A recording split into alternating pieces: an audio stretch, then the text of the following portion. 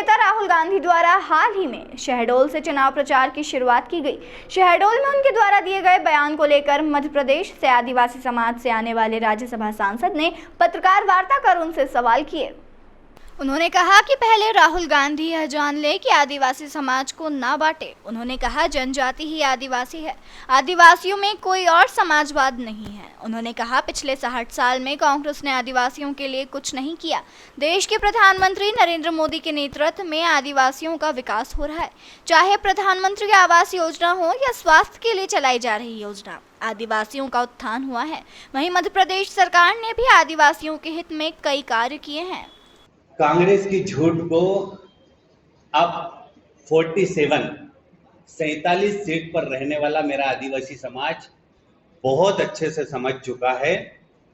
इस बार भारतीय जनता पार्टी के विश्वास, सबका साथ सबका विकास और सबके विश्वास के साथ पूरी 47 सीटों पर भारतीय जनता पार्टी का एक एक आदिवासी समाज का कार्यकर्ता चुनाव लड़ रहा है।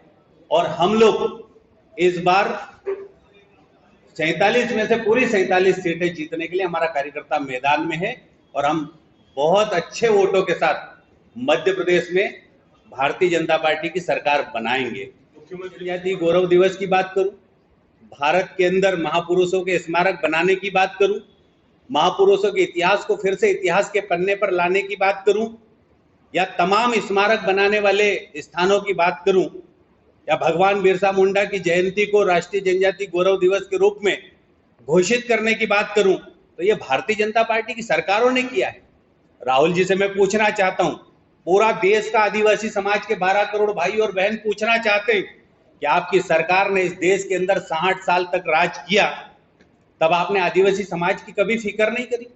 क्यों नहीं करी फिक्र आपने? आज शहडोल की धरती पर आकर हमारे आदिवासी भाइयों और बहनों को भ्रमित करने का काम कर रहे हैं। आपको इतना भी नहीं समझ है कि आदिवासी, वनवासी और जनजाति शब्दों में क्या अंतर है। थोड़ा सा आप इसको जरूर पढ़ें।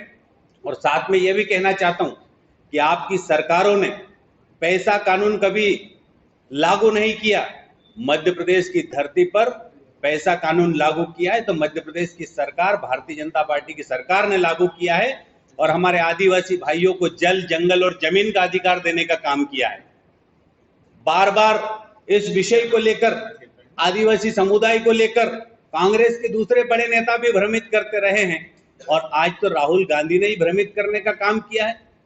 इनके खून में, इनके विचारों में, इनकी संस्कृति में समाज के अंदर फूट डालो, आदिवासियों के अंदर फूट डालो, इनको भ्रमित करो, इनको भटकाव की ओर ले जाओ और इनसे वोट बटोरो और जैसे तैसे सत्ता हासिल करो। इस प्रकार के प्रयास अब मध्य प्रदेश और देश में नहीं चलेंगे। राहुल जी, आपको जनता 2023 के चुनाव में और 2024 के चुनाव में जवाब देगी कि आप कांग्रेस का फूट डालो और शासन करो का नारा बिल्कुल नहीं चलेगा और भ्रमित करके वोट प्राप्त करने की कोशिश भी करेंगे तो जनता जवाब देगी मध्य प्रदेश की और देश की।